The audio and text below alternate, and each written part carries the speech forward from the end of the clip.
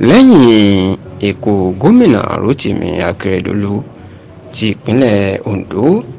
èyí tó wáyé lọ́jọ́ 27 oṣù kejìlá ọdún tó kọjá, ẹ̀bẹ̀ pàtàkì ó ti ń lọ sọ́dọ̀ àwọn gómìnà ilẹ̀ Yorùbá márààrún tàbí mẹ́fẹ̀ẹ̀fà tó kù báyìí láti iléeṣẹ́ tẹlifíṣàn Yorùbá Tòótọ́ àti ìwé ìròyìn Yorùbá Tòótọ́ láti yẹ ọkùnrin náà sí ìyẹn gómìnà Olúwarótìmí Akeredolu, pàápàá lórí akitiyan lórí ìdásílẹ̀ ẹ̀ṣọ́ ààbò Àmọ̀tẹ́kùn èyí tí wọ́n ń dáàbò bo ilẹ̀ Yorùbá lásìkò yìí. Kì í ṣe ìròyìn mọ́ pé gbogbo èèyàn ló mọ̀ pé gómìnà Rotimi Akeredolu ló ṣagbátẹrù ìdásílẹ̀ ẹ̀ṣọ́ ààbò Àmọ̀tẹ́kùn gẹ́gẹ́ bí ipò alága àwọn gómìnà ilẹ̀ Yorùbá tó dì mú, tó sì jẹ́ wípé ọ̀pọ̀ èèyàn ló ń kan sáárá sí bàbá náà lórí ìgbésẹ̀ àké tó gbé pẹ̀lú bí Akeredolu ṣe wá kú. Ṣé àwọn gómìnà ilẹ̀ Yorùbá sọ wípé àwọn ti gbé ìgbìmọ̀ kan dìde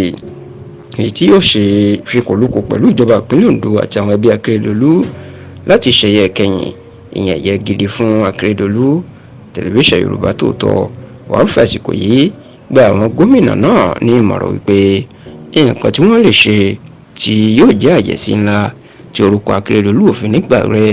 ò ní kí gbogbo wọn kí wọ́n sọ ọ́ dòfin wípé olú ilé ẹgbẹ́ Àmọ̀tẹ́kùn tó wà ní ìpínlẹ̀ kọ̀ọ̀kan, ìyún ètò wà ní olú ìlú ìpínlẹ̀ kọ̀ọ̀kan, ètò wà ní ìlú Àkúrẹ́, ètò wà ní ìlú Adó Èkìtì, ètò wà ní ìlú Òṣogbo, ètò wà ní ìlú Ìbàdàn, ètò wà ní ìlú Abẹ́òkúta,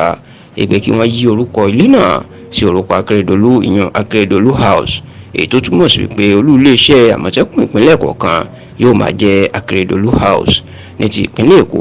tí àwọn kò darapọ̀ tí wọn kò ní ẹ̀ṣọ́ ààbò Àmọ̀tẹ́kùn, ẹ̀bẹ̀ wa lọ sí ọ̀dọ̀ wọn, pàápàá gómìnà Babájídé Sanwó-Olú láti yí orúkọ ilé ẹgbẹ́ àwọn tó fẹ́ farajọ Àmọ̀tẹ́kùn ní ìpínlẹ̀ Èkó, ìyún Lagos State Neighborhood Security Corps LNSC, láti yí orúkọ ọ́fíìsì wọn sí Olúwarótìmí Akeredolu House. Nípa eléyìí, orúkọ Akeredolu yóò máa rinlẹ̀ lọ, kódà àwọn ọmọ tí wọ́n bá bí